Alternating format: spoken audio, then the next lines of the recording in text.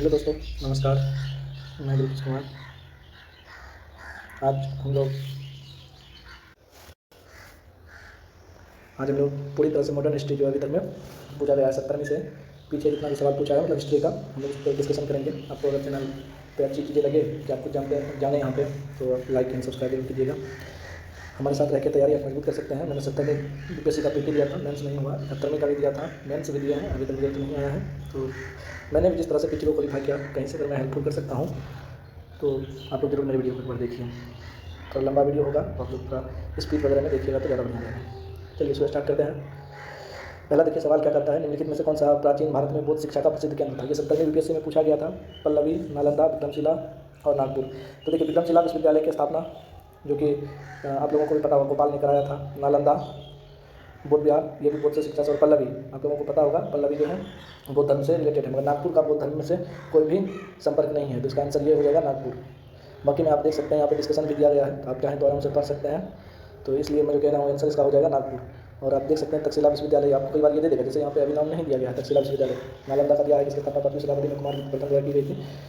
यह विश्वविद्यालय बौद्ध धर्म और दर्शन के अध्ययन का प्रमुख केंद्र था। तक्षशिला विश्वविद्यालय वर्तमान पाकिस्तान में स्थित है, जो 5वीं शताब्दी में बना था और बौद्ध धर्म के अध्ययन का एक केंद्र था। विश्वविद्यालय जो है यहाँ पे महिमांत शाखा की जो है शिक्षा दी जाती थी। ये भी सारनाथ मगर जो भी बुद्ध धर्म से रिलेटेड था वो आप देख सकते हैं यहाँ पे महाबोधि विहार बोध गया में स्थित है, जो 3वीं शताब्दी में बना था। तो ये सब यहाँ रिलेटेड है, आप पढ़ सकते हैं। चलिए आगे चलते हैं। आगे का क्वेश्चन है, निम्नलिखित में से यहाँ पे क्वेश्चन ही कट गया क्या?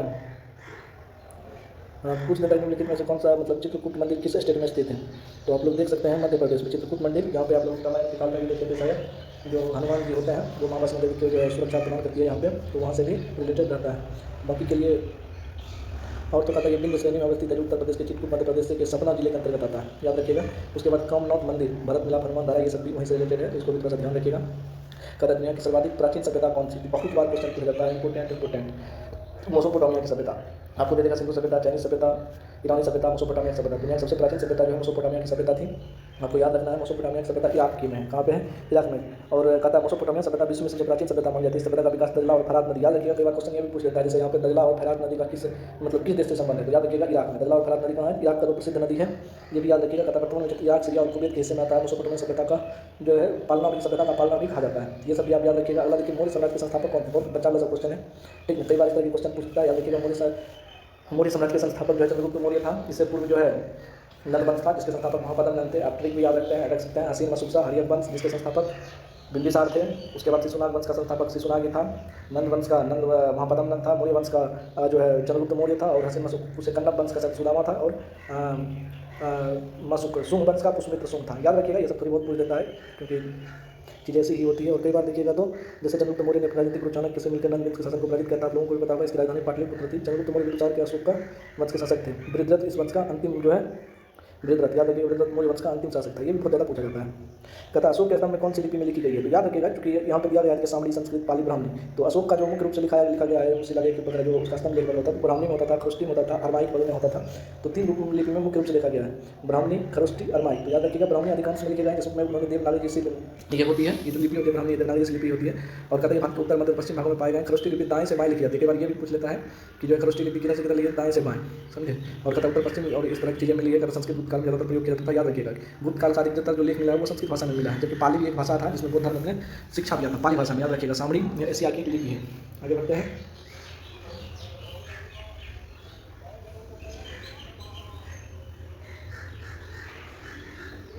अगला क्वेश्चन देखिए, उल्टा पुल्टा पीरियड बन गया है, इसलिए मैं माफी चाहता हूँ लोगों से। कैसे मतलब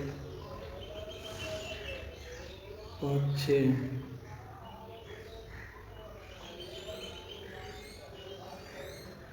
उसके बाद आप लोग क्वेश्चन यहाँ लिखिएगा। जैसे देखिए कहता है निम्नलिखित चंद्रगुप्त से संबंधित नहीं था। निम्नलिखित में से कौन सा चंद्रगुप्त मौर्य से संबंधित नहीं था, तो याद रखिएगा सांची देखिए। जैसे सुसीमा रुद्रदामन का जो नगर अभिलेख आप लोग को पता होगा, रुद्रदामन ने बताया था कि मौर्य सम्राट चंद्रगुप्त मौर्य ने बनवाया था। विष्णुगुप्त जो उसके मतलब प्रचारी थे, कौटिल्य का एक नाम है, उसके बाद सुसीमा उसके लड़के का नाम था, जबकि सांची से उसका कोई भी अशोक का संबंध है इससे। तो याद रखिएगा कि इसका संबंध जो है सांची से होता है नहीं था। चंद्रगुप्त मौर्य 322 ईस्वी ठाकुर मौर्य वंश के संस्थापक थे। सुसीमा बिंदुसार का बड़ा पुत्र और तक्षशिला का राज्यपाल था। आप याद रखिएगा अगले सिंधु घाटी सभ्यता के प्रमुख नगर का नाम क्या था जिसकी पश्चिमी एशिया से व्यापारिक संबंध था। तो याद रखिएगा सिंधु घाटी सभ्यता में एकमात्र बंदरगाह जो है लोथल है। कौन सा है? एकमात्र बंदरगाह जो था वो लोथल है। और आप भी जानते हैं जहाँ भी बंदरगाह होता है वहाँ से व्यापार की चीज़ें होती है। तो घबराना नहीं है क्वेश्चन देखिए, क्वेश्चन को ये बहुत बड़ा नहीं है, बस थोड़ा सा कॉमन सेंस लगा के जवाब देने लायक सिंधु घाटी सभ्यता के प्रमुख नगर का नाम जिसकी पश्चिमी। अब यही आपसे डायरेक्ट बताइए सिंधु घाटी सभ्यता का जो है बंदरगाह कौन था, अगर उन्होंने घुमा के पूछा तो इसलिए घबराना नहीं है इन सब चीज़ों पर। कहता है लोथल। और यहाँ से मेसोपोटामिया सभ्यता जो या कोई भारत वगैरह में था उसके होते थे। कहता है झांसी के पास देवघर का मंदिर है, मंदिर, और इलाहाबाद के पास गरबा का मंदिर में बनी मूर्ति किस कला के महत्वपूर्ण अवशेष है? याद रखिएगा। देखिए झांसी के पास देवघर का मंदिर और इलाहाबाद के पास गरबा का मंदिर। तो आप याद रखिएगा एक चीज़ बहुत बड़ी चीज़ है कि सबसे पहले जब गुप्त वंश की स्थापना हुई थी तो उन्होंने इलाहाबाद को लेकर राजधानी बनाई थी। उसके बाद झांसी, उसके बाद कन्नौज उन्होंने बनाई थी। तो आपको याद रखने के लिए जो है सबसे बड़ी चीज़ है झांसी के देवघर मंदिर और इलाहाबाद का मंदिर। तो तीनों शहर का नाम आप याद रखिएगा, इसका गुप्त काल से संबंध है। कहता गुप्त काल 4वीं शताब्दी में भारत का स्थापत्य कला मूर्ति काल का स्वर्ण युग कहलाता है। ठीक है, याद रखिएगा समुद्र गुप्त को या भारत का नेपोलियन कहा जाता है। सबसे प्रतापी राजा थे पितामह आदित्य गुप्त। आप याद चंद्रगुप्त गुप्त जिन्होंने पितामह आदित्य की उपाधि धारण की थी। अभी तक में टोटल 14 राजाओं ने पितामह उपाधि की उपाधि धारण की है। और एक बात और याद रखिएगा कि गुप्त वंश में मतलब जो है जो भी शासक थे वो उपाधि बहुत ज़्यादा धारण करते थे, तो ये भी याद रखिएगा। आगे चलते हैं। देखिए 70वीं का जो मतलब वही एग्जाम था उसका क्वेश्चन था। अब आ जाते हैं 70वीं का जो क्वेश्चन था उसमें देखिए बहुत ये साउथ इंडिया से क्वेश्चन पूछा है, जैसे साउथ इंडिया का जो हिस्ट्री था। निम्नलिखित में से कौन सा अच्छी राजवंश की राजधानी है? तो घबराना नहीं है इस तरह क्वेश्चन को, आप एक बार याद कर सकते हैं, कुरुल या कुरुबुल। ठीक ना, कहता है राजवंश के दक्षिण पश्चिम भाग में शासन किया गया, तो जो केरल तमिलनाडु के कुछ भाग में होता है। आगे चलिए आते हैं निम्नलिखित में किस शासक ने हर्ष के समय असम पर शासन किया था? भास्कर वर्मन। याद रखिएगा जो भी बर्मन बगल लिखा रहता है वो असम से रिलेटेड शासक होता है। तो हर्षवर्धन के समय जो है असम पर शासन करने वाला भास्कर वर्मन था। ठीक ना, याद रखिएगा। और कहता है भास्कर वर्मन ने हर्षवर्धन के समय असम प्राचीन कामरूप, असम का पुराना नाम कामरूप है, पर शासन करता था। दोनों ने साथ मिलकर गोरा नरेश असम जो बंगाल का राजा था, अगर पढ़े भी होंगे कि कैसे उन्होंने जो है हर्षवर्धन के जीजाजी का मतलब जो था उसकी हत्या कर दी थी शशांक ने। फिर शशांक का भाई जो है उन्होंने शशांक की जो हत्या कर दी थी। शशांक का फैमिली का कोई जो है उसके भाई की हत्या कर दी थी। जो हर्षवर्धन अपने मतलब बहनों के लिए बहन का अति करके मतलब जो है नेतृत्व में रहकर राजा नहीं बना, उन्होंने बहन को राजा मतलब रानी बना के रखी और जो है शासन किया। तो याद रखिएगा शशांक बंगाल के थे और वो वृक्ष को कटाने वाले यही राजा थे शशांक जी, ये भी याद रखिएगा। भास्कर वर्मन को हर्षवर्धन ने साथ में कहा था। कुमार भास्कर वर्मन शासन का लगभग 650 ईस्वी में रहा था। चीनी यात्री हैंसोंग इसी के दरबार में आया था। वहाँ से हैंसोंग, वहाँ से हर्षवर्धन। किताब भी इनका याद रखिएगा सीयूकी और सीयूकी। ठीक ना, ये याद रखने का एक तरीका है। देखिए कहता राजा प्रवर्सन के बारे में निम्नलिखित पर विचार कीजिए। कहता वह वाकाटक वंश का वास्तविक संस्थापक है। कहता उनका साम्राज्य उत्तर में बुंदेलखंड से लेकर दक्षिण में हैदराबाद तक अपने पिता बिंदु शक्ति के उत्तराधिकारी बने, उसका उल्लेख पुराण में मिलता है।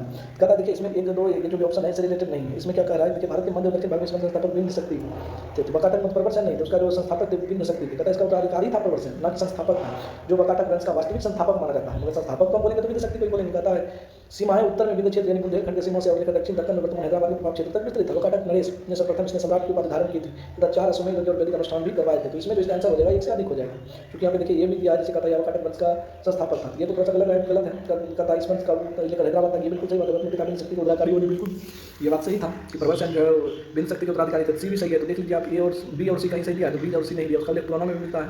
तो बी सी डी होना चाहिए, बट है नहीं, तो हम लोगों को ये ऑप्शन देख के चलना पड़ेगा।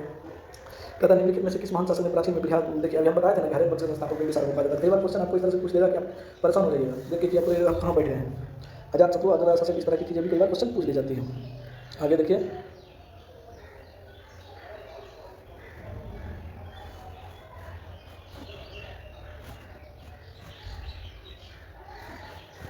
एक मिनट, मतलब देखिए क्वेश्चन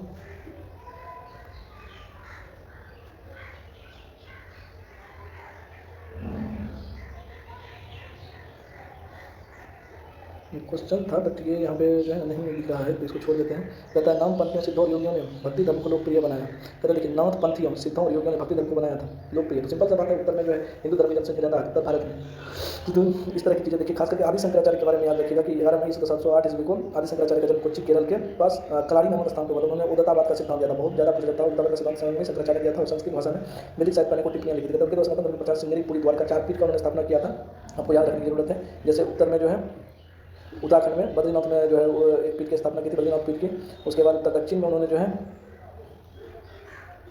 दक्षिण में जो उन्होंने है वो शायद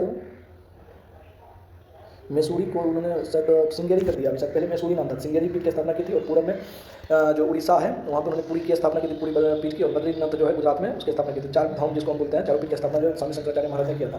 कहता प्रारंभिक वैदिक काल के दौरान कौन सा प्राचीन मगध साम्राज्य की राजधानी के रूप में कार्य करता था। याद रखिए जैसे प्राचीन लगा रहेगा, जिस तरह में आपको मार देना राजगिरी, ठीक ना, प्राचीन जैसे बात बिहार स्पेशल क्वेश्चन है, देख लेंगे वैसे कुछ भी इस तरह की चीजें। अगला देखिए क्या कहता है, राजनीति की प्रारंभिक पुस्तक नीति शास्त्र किसके द्वारा लिखी गई है। कॉमन के द्वारा। कुछ क्वेश्चन इस तरह की चीजें पूछते हैं, जैसे कॉमन नंदक के द्वारा। राजनीतिक प्रारंभिक पुस्तक जो थी कॉमन के द्वारा। कहता है नीति शास्त्र का एक संस्कृत ग्रंथ जो कौटिल्य शास्त्र पर आधारित है, इसके रचयिता कमंदिक अथवा कमन तक कहता है। यह रचना साधारणतः कमन के नाम से प्रसिद्ध है। इसमें गुप्तकालीन भारत में प्राचीन तरह के राजनीतिक जीवन और कूटनीतिक राजनीतिक चिंताओं को दर्शाया। जैसे एक बार डिवीजन कलियर शास्त्र कौटिल्य राजनीति कलम हर्षचरित वहाँ पर कई बार देखिए क्वेश्चन बहुत पूछता है। हर्षचरित भी लेखक था, उन्होंने भी 3 किताब लिखी है। मगर वॉन भट्ट देखिए आपको कई बार हर्षचरित ऑप्शन देता है, तो सॉरी मतलब वॉन भट्ट जो लिखा है रचनाकार है वो हर्षचरित लिखा है, ठीक ना। वॉन भट्ट एक लेखक था, इसके दरबारी कवि उन्होंने हर्षचरित लिखा है। ऑप्शन में हर्ष देगा, लोग मानता हर्ष, हर्ष नहीं उनका जो उसके दरबारी कवि थे उन्होंने हर्षचरित लिखा था। वॉन भट्ट मुद्रा राक्षस इसका बहुत पुष्टि अभिज्ञान संकलम कालिदास और सौ पुरस्वता भास। याद रखिएगा। कहता चीनी यात्री का शासक मेघवर्मन ने गया में बौद्ध मंदिर बनाने की अनुमति के लिए निम्नलिखित में से किस गुप्त राजा के पास मिशनरी भेजा। याद रखिएगा समुद्रगुप्त के पास। किसके पास भेजा था? समुद्रगुप्त के पास। बाकी आपको बताइए थे समुद्रगुप्त जो है वो जो भारत का नेपोलियन कहा जाता है। समुद्रगुप्त ने समुद्री इलाहाबाद स्तंभ लेख भी मिले हैं। इसका दरबारी कवि का नाम हरिसेन था। याद रखिएगा। जिसका प्राक-प्रस्ती अभिलेख है। कहते हैं इसमें समुद्रगुप्त के सैन्य विजयों का वर्णन किया गया है। उन्होंने तीनों ऊपर के रेशम मार्ग और नीचे के दोनों रेशम मार्गों पर जीत हासिल कर ली थी। ये सब याद रखिए। कहता भारतीय कला में स्तूप, चैत्य और विहार का निर्माण निम्नलिखित में से किससे संबंधित है? बताइए। थोड़ा सा दिमाग लगाइए, क्वेश्चन कहीं मिलेगा किताब में नहीं, बस आपको याद होगा स्तूप कैसे आ गया बुद्ध। अगर इसके बाद समझ में नहीं है तो चैत्य चले नहीं समझ में आ रहा है, बिहार समझ में आ रहा है, बिहार बुद्ध धर्म से रिलेटेड है, तो ये भी याद रखने का चीज़ है। अगला देखिएगा शिशुनाग वंश के बाद मगध पर किस वंश का? सिंपल सभी बताए थे, हसीन मसुकसा। हसीन हो से हरियत शिशुनाग और नंद वंश, किस वंश का? नंद वंश का। ये सब दिमाग में रखिएगा थोड़ा सा। कहता है आजीवन समृद्धि के बारे में निम्नलिखित पर विचार कीजिए। कहता है आजीवन संप्रदाय के सबसे महत्वपूर्ण नेता मोगली प्रदेश थे। बिल्कुल सही बात है। मोगली प्रदेश जो है इनके संस्थापक थे और राजा बिंदुसार था, मतलब चंद्रगुप्त मौर्य के पुत्र और महाराज सम्राट अशोक के पिता। उन्होंने आजीवन संप्रदाय को ही अपनाया था। कहता दर्शन का केंद्र विचार नियति था, जो कि भाग्य है। तो देखिए ये भी सही है। कहता जाति और वर्ग के आधार पर भेदभाव किया था, बिल्कुल नहीं, ये गलत बात है। कहता है आजीवन बैठ के नियमित सभाएं होती थी, बिल्कुल, तो ABD आंसर हो जाएगा। क्या हो जाएगा? UBD। कहता है आजीवन संप्रदाय की देख लीजिएगा नास्तिक दर्शन होता था। कहता बुद्ध के और जैन धर्म के समकालीन ये भी एक संस्था चलती थी, जिसको इकलौता राजा था बिंदुसार, अशोक के पिताजी और चंद्रगुप्त मौर्य के पुत्र, जिन्होंने इस धर्म को अपनाया था। और आजीवन संप्रदाय जो कठोर तपस्या करने वाले थे। आगे ये देखिए 70वीं का में आते हैं। कहता प्रशासन मंत्री परिषद थी। अब देखिए प्रशासन मंत्री परिषद सिंपल सा मराठा सम्राट से। थोड़ा सा मराठा के बारे में पढ़िएगा, ध्यान जाइएगा। कई बार पूछता शिवाजी का जन्म कौन सा किला में हुआ था। आप इस तरह के क्वेश्चन को उठा के जो है मतलब 2-3 बार पढ़ लीजिएगा तो हिस्ट्री आपको जो है समझ में आ जाएगा, ठीक है। कहता मराठा प्रशासन के तहत अष्टप्रधान, ये भी देखिएगा अष्टप्रधान किससे संबंध है? मराठा से ही। कहता प्रधानमंत्री से जो में 8 प्रमुख अधिकारी होते थे। कहता 1674 ईस्वी में छत्रपति शिवाजी ने किया था। कहता पेशवा इसमें प्रधानमंत्री केवल ये बहुत पूछता है। पेशवा प्रधानमंत्री, अमात्य मजूमदार, वित्त मंत्री, पंडित राव, उच्च पुजारी, आंतरिक धार्मिक मामलों के बारे में सुमन देवी विदेश मंत्री, वाक्य नवीस गृह मंत्री होता था। जैसे वाक्य नवीस कई बार सचिव, शाही आदेश पालन करने वाले को सचिव बोलते हैं। शाही आदेश राजा का कहाँ जाना है, क्या करना है, क्या नहीं करना है, उसको पालन करने वाले को बोलते हैं सचिव। बोलते वाक्य नवीस गृह मंत्री जो भी तरह होता है, जो सेना वगैरह की देखरेख करते थे। कहता सुमन विदेश मंत्री जो भी फॉरेन मिनिस्टर होते हैं। पंडित राव उच्च पुजारी और धार्मिक प्रबंधन, अमात्य मजूमदार वित्त मंत्री होता है। अमात्य मजूमदार कोई वित्त मंत्री, पेशवा प्रधानमंत्री। हालांकि कहता सारे नौबत के सेनापति प्रशासनिक अधिकारी होता है, जो सम्राट की रक्षा प्रबंध करता है। दुनिया देने का दीवान और मामले में नहीं आती। देखिए अगला क्वेश्चन क्या है, तो कहता है यहाँ बोधि साहित्य पद्मणि का पेंटिंग कला स्थित है। अब जैसे बोधिसत्व का बारे में आएगा तो अजंता से। किससे हो जाएगा? अजंता से। एलोरा का संबंध 3 धर्म से, जैन से, हिंदू से और बौद्ध से, जबकि मतलब ईसाई से। और जबकि बोधि साहित्य की पेंटिंग जो है अजंता से जुड़ा हुआ है। कई बार आप याद रखिएगा। बुद्ध साहित्य कहता है बुद्ध बनने की इच्छा रखता है। कहता है पद्मणि का सर्वाधिक कमल धारण करने से होता है। बोधि सत्व चित्र अजंता की गुफा के लिए प्रसिद्ध है। एलोरा गुफा, एलोरा विश्व सबसे लोग हिंदू मंदिर के परिसरों में से 600 से 1000 तक की कलाकृतियां। कहता बदामी कर्नाटक के उत्तरी बदामी पालकोट जिलों में हिंदू और गुफा मंदिर में प्रसिद्ध हुआ था। ये सब याद रखिएगा। की घटनाओं पर विचार कीजिए। अब देखिए स्टेटमेंट में सवाल है। इसमें कहता पयोनिक चीनी तीर्थ यात्री थे जो हर्ष के शासनकाल में दरबार में बताया था। हर्षवर्धन के शासनकाल में हैंसोंग आया था। पयोनिक पहला स्टेटमेंट क्या हो जाएगा? गलत हो जाएगा बिल्कुल। कहता है हैंसोंग एक चीनी यात्री और बहुत भिक्षु थे, जिन्होंने उल्टा कर दिया। चंद्रगुप्त द्वितीय के दरबार में पयोन आया था और हर्षवर्धन के दरबार में हैंसोंग आया था। ये उल्टा कर दिया। क्या बोलेंगे? इनमें से कोई भी सही नहीं है। याद रखिएगा। जैसे देखिएगा तो ये जो है कहता चंद्रगुप्त द्वितीय के दरबार में जो है फयोन आया था, इन्होंने फोक्यू की लिखा, फयोन फोक्यू की लिखा और हैंसोंग सीयू की लिखा। ये भी याद रखिएगा। उस किताबों का नाम बेहद देखिए मिलान करने के लिए देता है। कहता चरक जो है चिकित्सा से उसका संबंध था। ब्रह्मगुप्त गणित से, ब्राह्मीर ज्योतिष से, विशाखादत्त नाटक से। याद रखिएगा विशाखादत्त नाटककार जो है रचनाकार थे, जबकि ब्राह्मीर जो है ज्योतिष, ब्रह्मदत्त गणित और चरक जो है चिकित्सा से संबंधित थे। आगे हम लोग चलते हैं। ये चंद्रगुप्त मौर्य से संबंधित सोची ये पढ़ चुके हैं, तो ये पेज को छोड़ देते हैं हम लोग। उल्टा पुल्टा जो PDF सेट हो गया है। देखिए आपका निम्नलिखित में से कौन सा जानवर तुम्हारी सभ्यता के लोगों को नहीं पता था? मतलब अभी तक जो हाथी बैल सबका सच मिला, घोड़ा का नहीं मिला था। तो क्या बोलेंगे? घोड़ा का। कहता सुरकुर्ता गुजरात का क्षेत्र में घोड़े के हड्डियां के अवशेष और कुछ संबंधित कलाकृति मिली है। हालांकि सिंधु घाटी सभ्यता लोगों को घोड़े के संबंध पूर्णतः ज्ञान नहीं था। कहता है के शर्मा और JP जोशी ने 2117 में ये सब। कहता सिंधु घाटी सभ्यता के लोग कई जानवरों को पालतू बनाया था। इसका प्रमाण यहाँ से दफनाने वाले उनकी हड्डियां वगैरह से मिलते हैं। कहता कुबर और सिंह वाले मवेशी, कुत्ते और बिल्ली आदि शामिल होते हैं। कहता एशियाई हाथी के भी पालतू बनाया गया था। इसके हाथी के नौत का भी वंश से साक्ष्य मिला। कहता प्राचीन काल में गंगा के दक्षिण क्षेत्र को क्या कहा जाता है? याद रखिएगा प्राचीन काल में गंगा के दक्षिण क्षेत्र को क्या कहा जाता है? दया, अनार, तक्षशिला, चोल, में से कोई। याद रखिए गंगा के दक्षिण क्षेत्र, दक्षिण क्षेत्र उत्तर क्षेत्र में आ जाता है आपका जो है उत्तराखंड का क्षेत्र, मध्य में आ जाता है उत्तर प्रदेश और बिहार का कुछ हिस्सा, और दक्षिण क्षेत्र में झारखंड का हिस्सा और बंगाल का हिस्सा आता है। कहता है कौन सा? कहता है प्राचीन काल में गंगा दक्षिण मगध के नाम से जाना जाता था। मगर कहता है भारत में वर्णित प्राचीन भारत में वैदिक कालीन साम्राज्य को अनंत कहा गया है। तक्षशिला सिंधु और झेलम नदी के बीच स्थित सीमा पर होता था। चोल साम्राज्य गोदावरी नदी के तट पर स्थित था। तो ये सब याद रखिए। कहता है भारतीय उपमहाद्वीप में लोहे का प्रयोग कब किया गया था? देखिए लोहे का प्रयोग उत्तर वैदिक काल में हुआ है। उत्तर वैदिक काल का देखिएगा, वैदिक काल को दो भाग में बांटते हैं, ऋग्वैदिक काल और उत्तर वैदिक काल। टोटल ऋग्वैदिक काल का टाइम देखिएगा 1500 से 600 ईसा पूर्व रहता है, जबकि ऋग्वैदिक काल का टाइम देखिएगा 1500 से 100 ईसा पूर्व, और उत्तर वैदिक काल का 1600 ईसा पूर्व। इसके बाद लगभग यहाँ पर देखिए ऑप्शन में अगर देखें तो 112 बट ऐसा नहीं है। उत्तर वैदिक काल के भी लास्ट में हुआ है 550 या 500 ईस्वी पूर्व के आसपास, तो बोल देंगे इनमें से कोई नहीं। उसके बाद ही जो है मगध एक बहुत शक्तिशाली साम्राज्य बनकर उभरा, लोहे की खोज वगैरह होगी। तथा दूसरी शताब्दी के आसपास रचित संस्कृत के शिलालेख के अनुसार जो है सुदर्शन झील एक जगह की मरम्मत किसने कराई थी? याद रखिएगा, बहुत इंपॉर्टेंट क्वेश्चन है। देखिए सुदर्शन झील से क्वेश्चन बहुत पूछता है। तो रुद्रदामन पूछ देगा। चुनाव का कार्य किस राज्य से संबंधित है? तो रुद्रदामन से। किससे संबंधित है?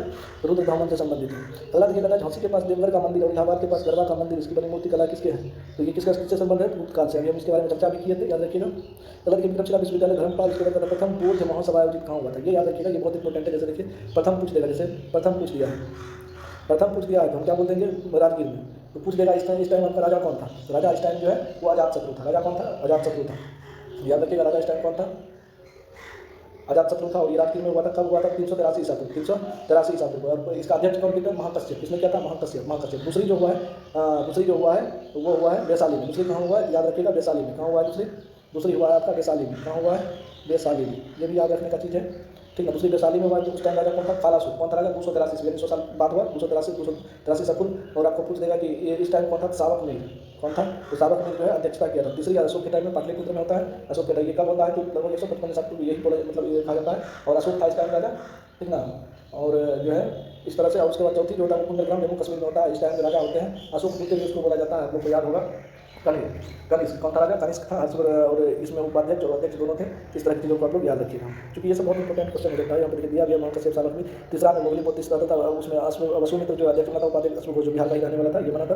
तब देखिए गुप्त किस गुप्त शासक ने अपने बड़े भाई की हत्या करके गद्दी पर बैठा था? चंद्रगुप्त द्वितीय। बहुत इंपॉर्टेंट था। देखिए बात ऐसी होती है क्या कि चंद्रगुप्त के द्वितीय के बड़े भाई का नाम था रामगुप्त। रामगुप्त उतना योग्य शासक नहीं था। उसकी पत्नी चंद्रगुप्त से प्रेम में फंस गई, और उसके थ्रू जो है चंद्रगुप्त के थ्रू उसके रामगुप्त की हत्या करवा के उसके बाद जो है चंद्रगुप्त को राजा बनाया गया और खुद रानी बन गई। तो इस तरह की ये कहानी होती है, तो याद रखिएगा आप लोग। उसके बाद कहता है वर्धन वंश की स्थापना किसने किया था? याद रखिएगा, वर्धन वंश पुष्यभूति वर्धन। तो किसने किया था? पुष्यभूति वर्धन जो भी हो सकता है। कहता है देखिए, कहता पुष्यभूति वंश के उत्तर भारत में सबसे विस्तृत साम्राज्य में इस वंश का उदय थानेश्वर में। याद रखिएगा कि राजधानी कौन थी? हरियाणा की थानेश्वर में। कहता है बावन भट्ट ने हर्षचरित में पुष्यभूति वर्धन का भी जो है उन्होंने जिक्र किया है। अलावा बावन भट्ट में कांदबरी चंडी शतक की सब। कहता है रोमन साम्राज्य से व्यापारिक संबंध किसने स्थापित किया था? रोमन साम्राज्य से जो है व्यापारिक संबंध किसने स्थापित किया था? कुषाण ने। आप लोगों को पता होगा कि उन्होंने जो है दोनों उत्तर और दक्षिण देशम मार्ग पर कब्जा कर लिया था कुषाण। याद रखिएगा ये भी आगे चल के। कहता पार्थियन में सबसे अच्छे देश चीन में कुषाण को पाटन पर देशम मार्ग, सिल्क मार्ग और देशम मार्ग दोनों पर उन्होंने क्या कर लिया था? कब्जा कर लिया था। कहता मगध शासक बिंबिसार का चिकित्सक। अगला ये इतना आपको धीरे धीरे पढ़ते जाइए। कहता मगध शासक बिंबिसार का चिकित्सक कौन था? याद रखिएगा, मगध शासक बिंबिसार का चिकित्सक कौन था? तो ये था जीवक। बहुत इंपॉर्टेंट। अब इसका नाम क्यों आता है? तो इसका नाम आता है मध्य प्रदेश में एक शासक थे कौशाम्बी, एक राज थी। वहाँ के राजा जब बीमार पड़े तो उसको इलाज के लिए भेजा, जिसके कारण उन्होंने बिंबिसार के जो है राज्य अपने अधीन मिला दिया और उसके अधीन कार्य करने लगे। कहते बिंबिसार बहुत साम्राज्य ने की स्थापना की थी। 544 में गौतम बुद्ध के समय प्रसिद्ध जीवक बिंबिसार द्रोणादित्य कहता अवंती के राजा चंद्रप्रभु इसको जो है बीमार पड़ गए थे, लेकिन बाद में मंत्री समझ भोजन पर राजवीर जीवक को भेजा, जिसके ठीक हो गया। पीलिया उसको धर लिया था, पीलिया रोग से ठीक हो गया। उसके बाद वो अधीनता स्वीकार कर ली। किसका? बिंबिसार का। कहता निम्नलिखित में से किस हड़प्पा स्थल गुजरात में है? तो लोथल। कौन सा है? तो लोथल। याद रखिएगा, अभी भी हम लोगों का बंदरगाह है गुजरात में।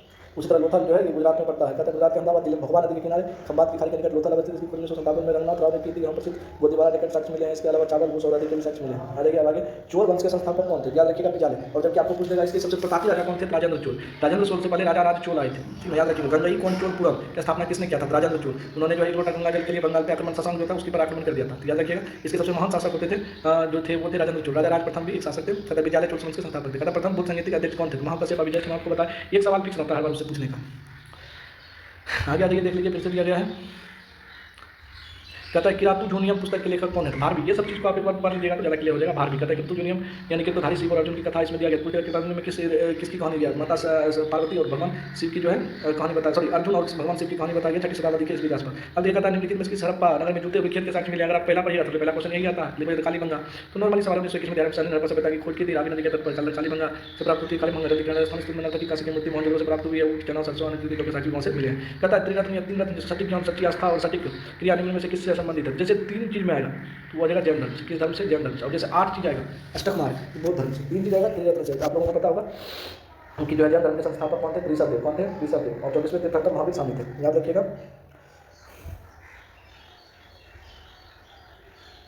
आगे देखिए, आगे हम लोग बात करते हैं इनमें से किस सच में चतुर्थ संगति को कश्मीर में किया था? कनिष्क। जस्ट बता दीजिए कितना बार दिया है, तो आप लोग जब पढ़ लीजिएगा तो हम इस रिवीजन के बाद देते हैं। प्रथम संगति राजगीर में, काल में कहाँ पर हुआ था?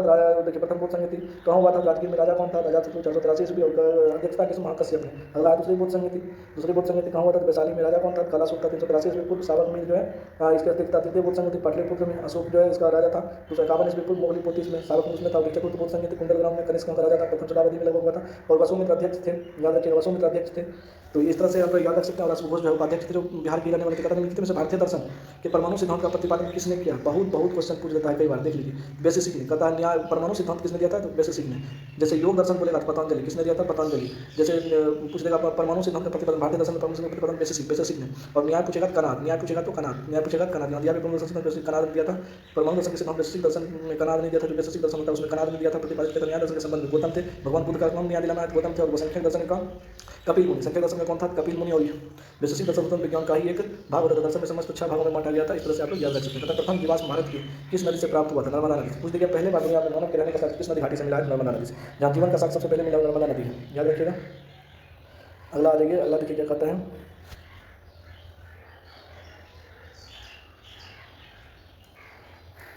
कहता है गौतम बुद्ध ने प्रथम उपदेश कहाँ दिया था? सारनाथ में, याद रखिएगा। पहला उपदेश कहाँ दिया था? सारनाथ में। सारनाथ में सबसे ज़्यादा दिया था, तो सबसे ज़्यादा दिया था कौशाम्बी में। कौशाम्बी में कहाँ दिया था? कौशाम्बी में। सबसे अंतिम श्रावस्ती में। कहाँ दिया था? श्रावस्ती में। याद रखिए गौतम बुद्ध वैशाख पूर्णिमा की रात को फाल्गुन नदी किनारे पर इसके बाद सारनाथ में पाली भाषा में दिया था। कई बार भाषा में पूछा था। पाली बौद्ध ग्रंथ में धर्मचक्र परिवर्तन किया गया जब महात्मा बुद्ध ने उपदेश अपने 5 शिष्य बाद से मामला बदिया उसको जीत के समझ रखा था। कहता भारत में पशुपालन और कृषि के प्रचलित साक्ष्य कहाँ से मिलते हैं? तो भारत में पूछ रहा था। हालांकि इसमें तो मेहरगढ़ पाकिस्तान में पड़ता है ना, उस टाइम भारत में नहीं पड़ता था। कहता अनिराध तो मेहरगढ़ से। कहता मेहरगढ़ से मेहरगढ़ से प्राप्त हुआ। यहीं पे जो धान की पहली खेती की गई थी 8000 साल पहले। कहता मेहरगढ़ भारतीय उपमहाद्वीप राजस्थान से खुराक दाल कच्चा जैसे माल भारत में गया। भारतीय उपमहाद्वीप में परिक्रम नवास निकल के औजार और वर्तमान में पाकिस्तान की स्थिति। कहता इसमें अब अगला क्वेश्चन हम लोग आ जाते हैं। देखिए कहता इनमें से किसने सर्वप्रथम पैमाने पर स्वर्ण मुद्रा का प्रचालन किया? बिंग कटपिसस। अब आपको ये डाउट होगा कि कटपिसस कौन था? ये हर्षवर्धन का ही परिवार से आता है। हर्षवर्धन बिंग कटपिसस समझे। अब देखिए यहाँ पे दिया भी है। कहता भारत में सर्वप्रथम पे पाया था स्वर्ण मुद्रा कटपिसस ने किया था। इसके साथ सिक्कों से लेकर एक्सचेंज करते थे। इसने तांबा सोना चांदी के सिक्के जलवाए थे। कटपिसस ने महाश्वेत धारण की थी। कुषाण वंश प्रथम शताब्दी तक कनिष्क के पिता भी कहे जाते हैं। ये कनिष्क के पिताजी से थे रिलेटेड कटपिसस। कटपिसस इस वंश के संस्थापक थे। उसके बाद बिंग कटपिसस है, उसी का नाम है।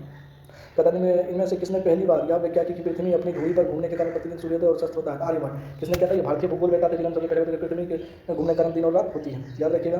कहता है कि इन्होंने द्वारा लिखी पुस्तक कौन सा है? तो सिद्धांत ब्रह्म आदि। अगला देखिएगा कहते हैं भूमि में राजा कौन था जिसने नर्मदा में बोध विहार का स्थापना किया? उसका लिखा हुआ तो अपने दूत को देवपाल के 5 गांव में दे दिया था। ये था बालपुत्र देव। कौन था? बालपुत्र देव। ये कौन थे? बालपुत्र देव थे जिन्होंने देवपाल को 5 गांव दे दिए थे, याद रखिएगा। चलन कहते हैं पेरिपल्स ऑफ द एथलियंस के लेखक कौन है? तो परिप में से कोई नहीं है। देखिए अब सिंपल सा समझने का चीज क्या है कि देखिए हम कहते हैं पेरिपल्स ऑफ द के लेखक कौन है? आइए देखना है। इसमें कहते हैं पेरिपल्स ऑफ द पुस्तक भारत में रोम के विज्ञान व्यापारिक संबंध है। कहता है इस पुस्तक के लेखक नाम स्पष्ट नहीं है। इस पुस्तक में ग्रंथों का व्यापारिक सूत्र जानकारी मिलती है। सिंधु घाटी सभ्यता सबसे महत्वपूर्ण विशेषता क्या है? वहाँ से पकी ईंट का साक्ष्य मिला है। वहाँ से किस चीज़ का साक्ष्य मिला है? पकी ईंट का साक्ष्य मिला है। और नगरी सभ्यता कास्टिकियन सभ्यता थी। आध्यात्मिक सभ्यता व्यापार प्रधान थी। और मातृ सत्तात्मक सभ्यता थी। कैसी सभ्यता थी? मातृ सत्तात्मक सभ्यता थी। अगला देखिए निम्नलिखित कथनों में से कौन सा कथन? हड़प्पा का खनन 2021 में मतलब 1921 में किया गया था। वर्तमान हड़प्पा पाकिस्तान में है। हड़प्पावासी नदी के किनारे थे। हड़प्पा के उत्खनन का टाटी बनर्जी ने किया था। कहता है छल ताम्र पत्र वाला हड़प्पा से मिला था। यहाँ पे 1-2 हड़प्पा 1921 में हड़प्पा वर्तमान में पाकिस्तान में जिनको कोई आराम साधन किया था। निम्नलिखित में कौन सा नदी सेंट्रल प्रदेश में समष्टि नहीं होती है? साबरमती, याद रखिएगा। देखिए झेलम चिनाब जितना है कहते हैं ना पंजाब को 15 भूमि झेलम चिनाब रावी ब्यास सतलज, ठीक ना, ये सब सिंधु नदी में आके मिल जाती है, साबरमती नदी आके नहीं मिलती है, याद रखिएगा। इसे कुछ पुरानी नदी उसका नाम जैसे देखिए यहाँ पे आपको दिख जाएगा। कुब को कुरहम बोलते हैं, कुब्भा को काबुल बोलते हैं, बिस्ता को व्यास बोलते हैं, अस्कनी चिनाब को बोलते हैं, पुरुषनी जो है रावी को बोलते हैं, सदानी गंडक को बोलते हैं, सरस्वती जो है गंगा को बोलते हैं, याद रखिएगा। चंद्रगुप्त मौर्य ने सेलुकस को बक्स के रूप में क्या दिया था? 5 युद्ध हाथी। चंद्रगुप्त मौर्य ने सेलुकस को जो युद्ध के रूप में पहले 500 हाथी दिया था। उसकी बेटी हिरना से शादी कर ली थी और उसके साथ मेरा जिन्होंने चिलिका नामक पुस्तक लिखी है, याद रखिएगा। अगला देखिए क्या कहता है? एरिया है। एरिया देखिए उसको दहेज में भी कुछ मिला था, उसका नाम एरिया है। कुछ प्रिंसिपाई जेरोसिया। एरिया हेरात को बोलते हैं, हेरात को बोलते हैं। जेरोसिया जो है कंधार को बोलते हैं। प्रिंसिपाई काबुल को बलूचिस्तान जो जेरोसिया। कहता है लेकिन में से कौन सा जोड़ा सही नहीं है? जैसे देखिए डांडी दासचंद्र विष्णु शर्मा, याद रखिए। पंचतंत्र हिंदी का क्वेश्चन है, लेकिन बहुत बार पूछा था। पंचतंत्र जैसे विष्णु शर्मा ने, और यहाँ पे आर्यभट्ट भीमसेनिता जो कि सही है, ये जोड़ा सही नहीं है। आर्यभट्ट भीमसेनिता नहीं लिखा है। कहता है दास कुमार चरित्रम लेखक और डांडी इसमें 10 कुमार ने अपनी अपनी भाषाओं का करते हैं। पंचतंत्र लेखक विष्णु शर्मा है। जैसे कहता है बेगराज चार ने अजमेर की ढाई झोपड़ा नामक मस्जिद के पहले उसका निर्माण किया था, स्कूल था पहले। कहता है बेगराज चार ने अजमेर की ढाई झोपड़ा के नाम पर मस्जिद बनाने पहले वहाँ क्या था? स्कूल था। आसपास में संस्कृत विद्यालय में सुबह कुछ पूर्वाधिक आगे चलकर मस्जिद का कसम हुआ है। कल के कलहन ग्रंथ रजत में संस्कृत में इवन बतौता को दिल्ली का काजी नियुक्त किया गया था। इवन अब्दुल हामिद लाहौरी का बादशाह नमक शाहजहां के शासन के बारे में है। तो इसमें 1, 2, 4 सारे सही हैं।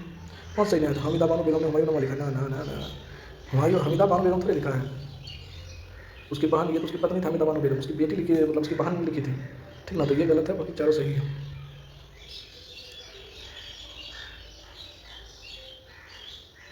राज्य की स्थापना किस से भारत में सबसे पहले चंद्रगुप्त मौर्य ने साम्राज्य की स्थापना तो चंद्रगुप्त मौर्य। चंद्रगुप्त एक बहुत बड़ा केंद्रीय सत्ता चलाते थे। कहता है बुद्ध प्राचीन प्रतिमा किस शैली में है? शानदार शैली में। अधिकतर उसका जो शैली है वो गंधार शैली में दिया गया था। किसी भी लिंग में कली विजय का वर्णन होता है तो उपयुक्त में से किसी में 13वां शिलालेख में हुआ था, इसमें 13वां शिलालेख दिया नहीं जिसमें कलिंग युद्ध के विजय में वर्णन किया गया। कहता अपने शिलालेख को अशोक सामान्यतः किस नाम से रखते हैं? अपना नाम शिलालेख में प्रियदर्शी लिखा देते। क्या लिखा देते? प्रियदर्शी। देखिए कहता है इनमें से कौन गुप्तकाल और दीक्षित कार्य करने के लिए जाने जाते हैं? और इनमें से कोई नहीं है। उनका गुप्तकाल के धमंत्री थे।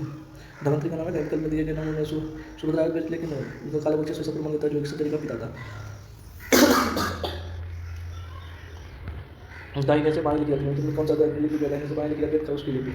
याद रखिएगा कथा निम्नलिखित में से कौन सा बंदरगाह भूतकाल में उत्तर भारतीय के लिए ताम्रलिपि बंदरगाह? कौन सा लिखित था? ताम्रलिपि बंदरगाह। तो आज हम यहीं तक लिखते हैं। 60 से स्टार्ट करेंगे अगली वीडियो में। आप लोगों को अच्छा लगे तो आप लोग लाइक कीजिए, क्योंकि मैं 70वीं 71वीं वीडियो से लिया हूँ। दरोगा भी हुआ है, झाड़ भी हुआ है, इस बार मैम सभी फिजिकल बखत बचा हुआ है। आप लोग से बचना ही है, मेहनत कीजिए। अभी 20 दिन में पूरी तरह से रिवीजन कर लीजिए। हर क्वेश्चन के बारे में घटना चक्र रिवीजन करवाने लगेंगे, बहुत ज़्यादा चलेगा। आप लोग प्लीज़ शेयर सब्सक्राइब कीजिए, ठीक है। इस तरह साथ दीजिए, साथ मिलकर आगे बढ़िए। बहुत बहुत धन्यवाद। जय हिंद।